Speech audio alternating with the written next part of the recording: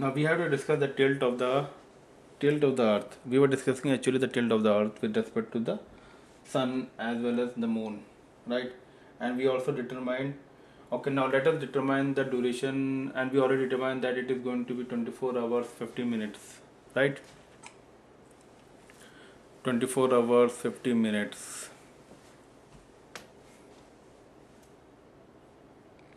right?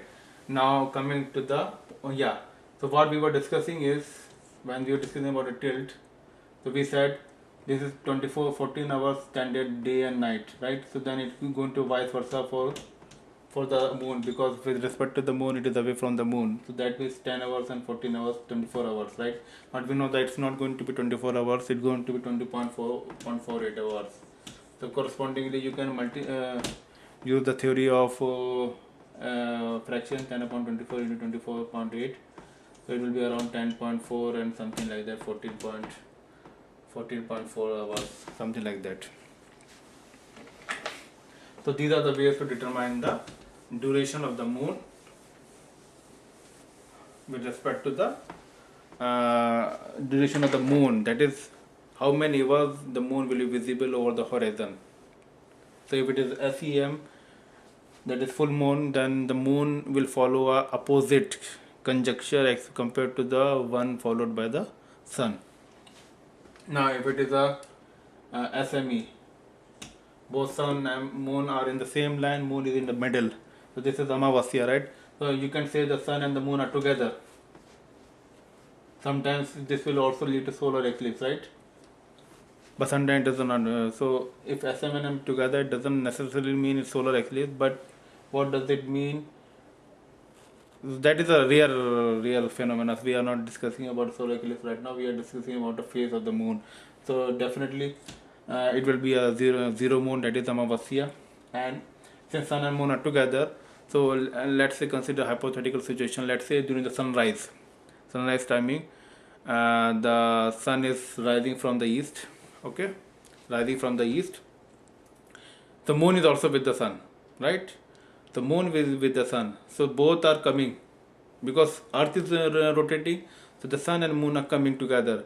But we know that moon is also going like this with smaller speed.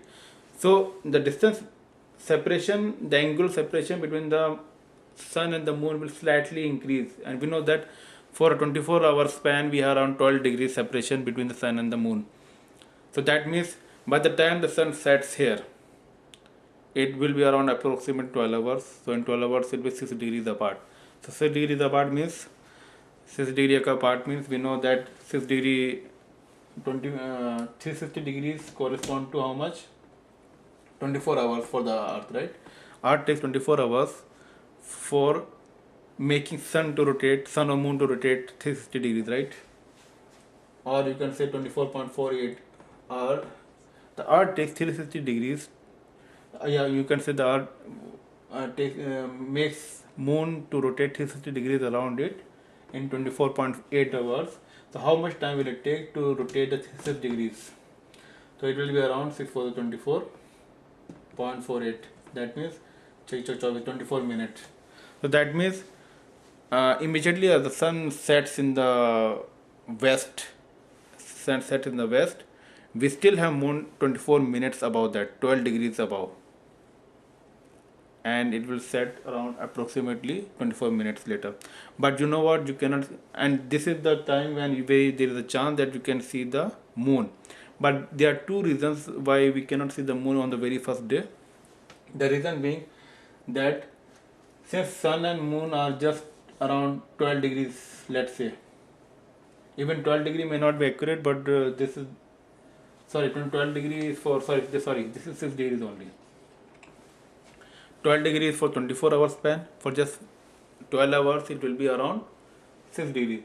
For the 6 degree span, the size of the moon will be very less. We already discussed the graph, right? We have already discussed the graph, that this is the phi, that is omega EM, right? Where omega 0 to 360 degrees, and this is the size. So the size, so basically I give you a rough figure which I generally determine during calculations and the awareness and the corresponding dates and all those things. When it is around 18 degrees, when the omega EM is 18 degrees, what do you mean omega EM is? This SEM, that is this 18 degrees. When this is 18 degrees approximately, there is some probability building up for the moon to be visible. That means 0 degree probability start from here, and when it reaches 30 degrees, it becomes 100%. So if it is 30 degrees, this SEM becomes 30 degrees, it's 100% probability that moon will definitely be visible based upon its sides. And when it is okay, and at the same time, when it is 30 degrees, there is a chance, there is a bigger, the moon will stay longer, right? So the whole idea is, and the reason is why I tell you. When the sun and the moon, let's say this is 30 degrees, okay?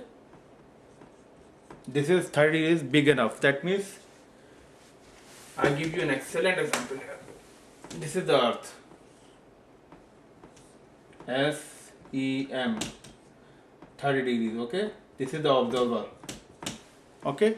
So the observer sees the sun, okay? First, this is the rotation, right?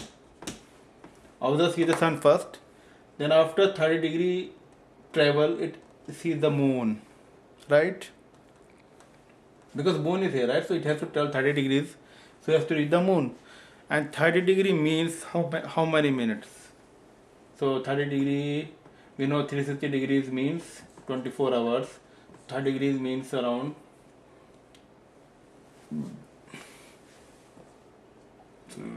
2 hours. Okay, so 2 hours. So that means 2 hours. So that means you need to travel 2 hours to go to the same situation as sun was, right?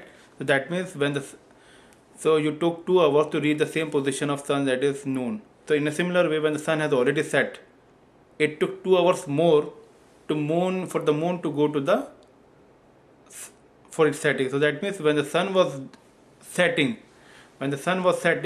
moon was already 30 degree above that, right? That means you took 2 hours, the moon took 2 hours to set.